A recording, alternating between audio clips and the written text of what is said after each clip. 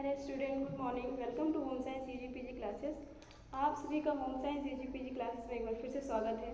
तो चलिए आज हम बात करेंगे कोशिका के बारे में। फिर से हमने इसके पहले वाली क्लास में बात की थी कि कोशिका के अध्ययन को क्या कहते हैं, कोशिका की खोज किसने की थी, कोशिका कौन सी सबसे बड़ी कोशिका होती है, इसमें छोटी कोशिका कौन सी होती है, ह्यूमन बॉडी में कोशिका कौन सी बड़ी होती है, कौन सी छोटी होती है, ये सारी बातें हमने की थी। ठीक है, आज हम बात करेंगे कोशिका के पार्ट के बारे में। ठीक है, जैसे उसे बताने से पहले हम आपको एक चीज़ समझाना चाहते हैं। जिस प्रकार से हम क्या करते हैं, ईंट से दीवार बनाते हैं, दीवार से रूम यानी कमरा बनाते हैं, कमरे से क्या बनता है, घर बनता है। ठीक उसी प्रकार कोशिका क्या है, मानव शरीर की सबसे सूक्ष्म इकाई है।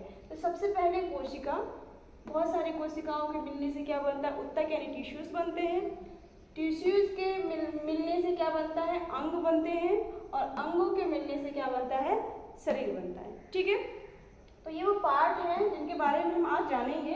सबसे पहला पार्ट क्या है, कोशिका झिल्ली, जिसको हम क्या बोलते हैं, मेम्ब्रेन, सेल मेम्ब्रेन भी जिसको बोलते हैं। ठीक है, ये क्या होता है, ये पादप सेल में भी पाए जाते हैं, ये पादप सेल में भी पाए जाते हैं और जंतु सेल में भी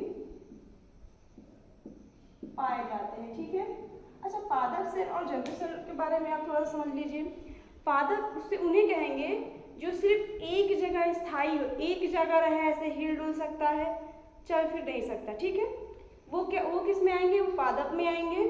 और जंतु सेल में वे आएंगे जैसे हम हो गए, कोई जानवर हो गया जो चल फिर सकते हैं। ठीक है, तो पादप में और जंतु सेल में अंतर समझ में आ गया। तो देखिए, तो पेड़ पौधे क्या है, पादप सेल है, और जीव जंतु क्या है, ये जानवर सेल में आएंगे। ठीक है, तो ये किससे बना होता है, जो जंतु सेल होता है, यानी जंतु सेल किससे बना होता है, प्रोटीन का बना होता है, और कोशिका के सभी अंग इसी झिल्ली में रहते हैं। ठीक है, आ जाइए। मैम ने तो नीचे रखने का पहले देख के मैं है कि नहीं पढ़ा नहीं क्लास आई। कोशिका के सभी अंग क्या होते हैं, कोशिका झिल्ली में, यानी किसी झिल्ली में रहते हैं। जैसे मान लीजिए एक हमने क्या ले ली, एक झिल्ली ले ली, झिल्ली में नहीं, मेम्ब्रेन यानी पॉलीथीन हमने एक ले ली। हम मार्केट जाते हैं, मार्केट में क्या करते हैं, मान लीजिए हमें आलू लेना है, प्याज लेना है, मिर्च लेना है, नींबू लेना है, हम क्या करते हैं, एक ही पॉलीथीन में डालते जाते हैं। आलू डाल दिया, प्याज डाल दिया, कहीं कुछ अच्छा दिख गया, ककड़ी डाल दी, खीरा डाल दिया। तो क्या करते हैं, अगर बहुत ज़्यादा वजन हो जाता है तो क्या होता है, पॉलीथीन क्या हो जाएगी, फट जाएगी ना। तो इसीलिए हम क्या करते हैं, जब देखते हैं ज़्यादा सामान हो गया तो हम डबल झिल्ली कर लेते हैं। तो इसीलिए जहाँ पे कोशिका क्या होती है, बड़ी होती है, वहाँ पे डबल कोशिका होती है। ठीक है, जो पार्ट बड़ा होता है वहाँ पे क्या होता है, वहाँ पे ये डबल कोशिका होती है। ठीक, उसी प्रकार से कोशिका भित्ति की बात करें, कोशिका भित्ति किस में पाए जाते हैं, पादप में पाए जाते हैं। आ जाइए, किस में पाए जाते हैं, पादप में पाए जाते हैं। जैसे सेल्यूलोज का बना होता है, ये किसका बना होता है, सेल्यूलोज का बना होता है। सेल्यूलोज, जो भी चीजें उससे पेड़ पौधों से बनी हैं वो सब किस में पाए जाते हैं, उसमें सब में सेल्यूलोज पाया जाता है। जैसे कि हमने ये कपड़ा पहन रखा है, तो हम अपनी कोशिका की सुरक्षा किससे करते हैं, अपनी बॉडी की सुरक्षा कपड़ों से करते हैं।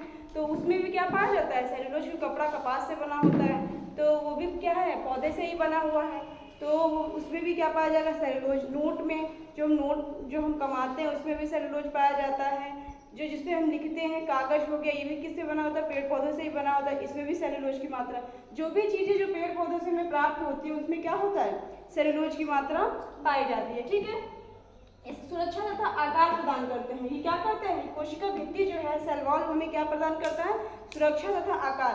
पेड़ पौधों में आप लोगों ने देखा होगा, जैसे कोई पेड़ है, ठीक है, इसके ऊपर इस तरीके से छाल होती है। ठीक है, ये इसी को हम क्या बोलेंगे, कोशिका भित्ति बोलेंगे। ये क्या करती है, ये क्या करती है, छाल जो होती है क्या करती है, ये पेड़ के तने को सुरक्षा तथा आकार प्रदान करती है। ठीक है, इसको आप लोग नोट करिए।